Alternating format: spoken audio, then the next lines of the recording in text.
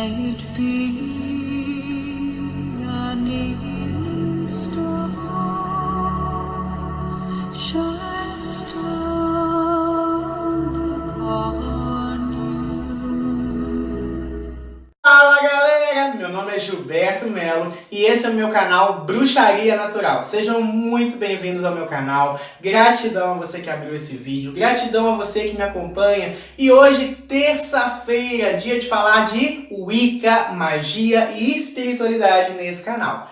Então se você já é meu inscrito, já deixa aquele like. Se você está me vendo pela primeira vez, deixa aquele like, mas aproveita para se inscrever também. Clica no sininho para receber notificações de novos vídeos, porque de segunda a sexta-feira, em nome da grande deusa, estaremos aqui trazendo vídeos sobre os mais variados assuntos de espiritualidade para você, tá bom? Então eu garanto que vale muito a pena se inscrever. Pessoal, nós estamos naquela série de vídeos sobre deuses e divindades, né? Nós já temos aí alguns vídeos nessa série, procura essa playlist aí que tá bem bacana, tá? E hoje eu vou dar seguimento, e hoje eu vou falar de quem? Hoje eu vou falar do deus Cornífero, né? É uma divindade muito importante dentro do culto, dentro da tradição Wicca, dentro da tradição da bruxaria natural. E vou desmistificar para vocês um pouquinho sobre essa divindade. Primeira coisa sobre o deus Cornífero. Sim, ele tem chifres. E não, ele não é o diabo, tá? Mas existe uma relação entre o diabo e o deus Cornífero, que eu vou falar para vocês daqui a pouquinho. Segura aí, assiste o vídeo até o final, porque vale muito a pena. O deus Cornífero, ele representa o arquétipo da divindade masculina. Lá no vídeo introdutório, eu falei um pouquinho sobre as polaridades masculino e feminino, que se manifestam na criação. O deus, né, essa energia incriada, sem nome, que sem sexo, sem gênero, né, que transcende todas as coisas, e que nenhuma palavra, nenhum atributo em si é capaz de nomear, ao manifestar-se na criação, se divide em duas polaridades, o yin e o yang, a luz e as trevas, o masculino e o feminino. Dentro do culto de Wicca, dentro da bruxaria natural, nós pegamos esse arquétipo masculino e feminino para representar essas forças. Nós temos a deusa, que eu já falei no vídeo anterior, né? Que representa a mãe, a força que gera, que cria, a deusa lua, a deusa mãe, a deusa anciã, as manifestações da deusa do feminino. E nós temos um arquétipo principal do deus, que é o deus Cornífero. Os chifres aqui, gente, eles estão vinculados não ao demônio, não ao mal, não às trevas, mas à virilidade e à masculinidade. Lembrando que o culto de bruxaria, o culto de Wicca, ele é um culto pagão que deriva de muitas crenças ali da idade anterior à Idade Média, anterior à Era Cristã, que surgiu ali na região da Europa, onde se cultuava a natureza. Nós temos uma estreita relação com a natureza, tá? Bruxo que é bruxo, bruxa que é bruxa, se conecta com a natureza. O nosso livro sagrado é a natureza. As nossas referências são a natureza, porque a natureza sempre existiu. Os livros foram escritos posterior, tá? Por homens, muitas vezes com interesses meio que escusos. Por isso que a nossa referência, aqui eu dou só de bases, mas não há limites aqui, tá, gente? Aqui é só para vocês compreenderem um pouco e elaborarem sobre isso. O deus, então, ele é sempre vinculado com chifres. Nós temos a figura de Pan, Baco, Cernunnos, Hermes, Erne, Odin, várias divindades, né, com chifres. Por que, Gilberto? Os animais domésticos, né, os animais da natureza, vamos esquecer a domesticação dos animais. Geralmente eles carregam chifres. Nós temos o chifre do veado, nós temos o chifre do boi, do búfalo, nós temos o chifre do bode, nós temos o chifre de vários animais, né? O chifre, ele existe. Geralmente o chifre está vinculado ao sexo masculino, não é regra. Nós temos aí alguns animais femininos, né, do gênero, a fêmea de muitas espécies que também tem chifres, né? Por exemplo, dentro da cultura egípcia, nós temos aí deusas com chifres, mas no seu máximo, o chifre sempre vinculado ao masculino. É um elemento que simboliza o falo, né? O pênis. A gente tem que lembrar sempre, gente, que dentro da bruxaria, o simbolismo é muito forte. Então qualquer objeto, como eu falei isso na série de instrumentos mágicos, a espada e o atame simbolizam o falo, enquanto o caldeirão, a taça, representa o útero. Então o chifre representa o falo. Quanto maior o chifre de um animal, maior seria a sua virilidade, porque maior seria o seu falo, maior seria a sua força, a sua resistência, né? Então, o Deus, como representa o arquétipo do masculino, da guerra, do combate, da força, da virilidade, do homem, né, do masculino, então automaticamente ele sempre foi retratado com chifres. E por isso o Deus cornífero. Mas o Deus cornífero é só uma representação da polaridade masculina na criação. E todo o seu simbolismo, as folhas, o casco do animal, né? O chifre, representa o quê? Representa a virilidade, a masculinidade, a força que ele carrega. Enquanto a deusa gera, o Deus protege, o Deus da proteção. Enquanto a deusa intui, pensa, interioriza, o Deus projeta, o Deus expande, o Deus faz. Enquanto a deusa é o planejamento, o Deus é a ação. Por isso, como a ação do masculino é mais impositiva, é mais de caça, de domínio, é mais de força.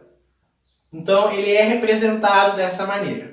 Gilberto, você falou lá no início que existia uma relação entre o diabo e o Deus cornífero.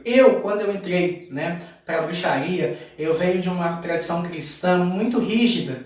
Eu me assustei um pouco, confesso para vocês, que a ideia de um Deus com chifres, e isso a gente vê também em outras culturas. Eu também trabalho em um terreiro de Umbanda, e muitas imagens de entidades como Exus também têm chifres. Isso me assustava um pouco, porque remetia dentro da minha visão, né, à educação que eu havia sofrido do diabo.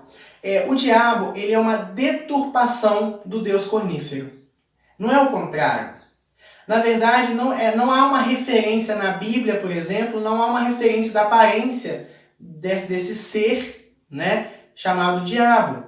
Ele é citado, inclusive, como um anjo de muita luz. Ele pode se aparentar como um anjo de muita luz. Então, Gilberto, de onde que vem essa imagem coletiva que todo mundo tem dos chifres, do casco?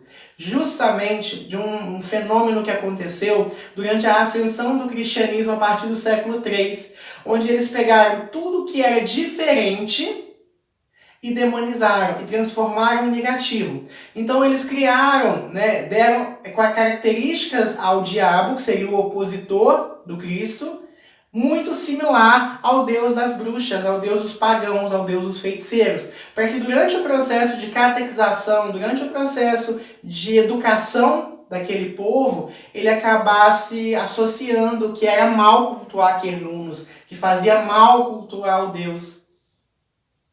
Eles fizeram isso com várias. Santo Agostinho é um teólogo, né, que incentivava isso. Por exemplo, ele falava para cortar uma árvore sagrada para os pagãos e fazer uma igreja ali. A igreja de São Pedro, no Vaticano, foi feita sobre um outro templo pagão. Para quê? Para que aquele povo que tinha o hábito de ir até aquele local, eu sei que isso é horrível, mas é o que aconteceu. E acontece até hoje, tá? Então o que acontece? O povo que ia até aquele lugar continuaria indo ali, só que agora ouviria a palavra do conquistador. Então foi uma forma que eles fizeram. Então muitas coisas que foram associadas ali, que eram pagãs, foram transformadas em negativo, ou ora aproveitado. Quando aquilo não conseguia ser substituído, aquilo era cristianizado. Um exemplo que eu vou dar para vocês. O dia 31 de outubro, dia das bruxas, né, como é popularmente conhecido, agora, no final do mês de outubro, é uma data que era pagã, né? Havia-se o culto ali ao quê? Cultuava-se ali os ancestrais, cultuava-se ali dentro da Europa, né? Lembrando que nós estamos aí no período de inverno na Europa, enquanto aqui no Brasil a gente já está na primavera, verão. Lá fazia-se frio, lá era noite, era escuro, a vida começava a morrer. Então havia-se um culto ali é o Samhain, o Samhain, como é chamado. A igreja foi e criou o Dia de Todos os Santos no dia 1º, criou o Finados no dia 2, e o dia 31, Dia das Bruxas, tornou só uma festa sem sentido, sem conotação espiritual. Fizeram isso também, por exemplo, com a Páscoa, né? Pegaram-se os símbolos do Ostara, coelho, ovos, fertilidade, e transformaram ali numa versão judaico-cristã. Pegaram a imagem da deusa Ísis, senhora da magia, e associaram a imagem de Maria. Se vocês pegarem uma imagem da deusa Ísis, segurando seu filho Horus, e compararem com a imagem de Maria, segurando seu filho Jesus, é muito similar. Quem copiou quem? É só ver a história e ver quem surgiu primeiro. Então, esse comportamento aconteceu, mas Quernunos, o deus cornífero, né? Eu falo de Quernunos porque Quernunos acabou assumindo muito para si. A maioria dos wiccanos que eu conheço, dos bruxos que eu conheço, trabalham com o arquétipo de Quernunos. Mas lembrando que Quernunos é só uma divindade do mundo celta, do mundo do norte da Europa, né? Que cultuava, que representa todos os deuses masculinos são manifestações do Deus, são faces, né, como eu já expliquei para vocês. Então, Quernunos é só uma dessas faces, mas você pode associar, por exemplo, com Pan, que é um deus também muito cultuado, né, já do mundo greco-latino. Nós temos também, por exemplo, Odin, do povo nórdico, e assim sucessivamente, tá? Só para vocês entenderem que é muito mais amplo essa coisa da divindade do que pode parecer. Mas o deus cornífero é isso, ele representa o masculino. O chifre vem representar somente o quê? A virilidade, a força, a ação que ele representa. Vocês podem representar também o deus cornífero através do chifre de algum animal. É muito comum quem mora no interior, por exemplo, ver chifres de boi ou outros animais, até natural. Quem tem o hábito de acampar pode encontrar também. Então você pode estar representando no seu altar também com um chifre sem problema algum. Tá bom? Ou pode comprar uma imagem dessas divindades que eu falei, mas o vídeo de hoje ele é só mais conceitual para vocês entenderem que não é o demônio que vocês estão cultuando e que tem um fundamento espiritual por trás do uso do chifre, tá bom? Que a grande Deus e o nosso Pai cornífero abençoe a todos vocês e até o próximo vídeo.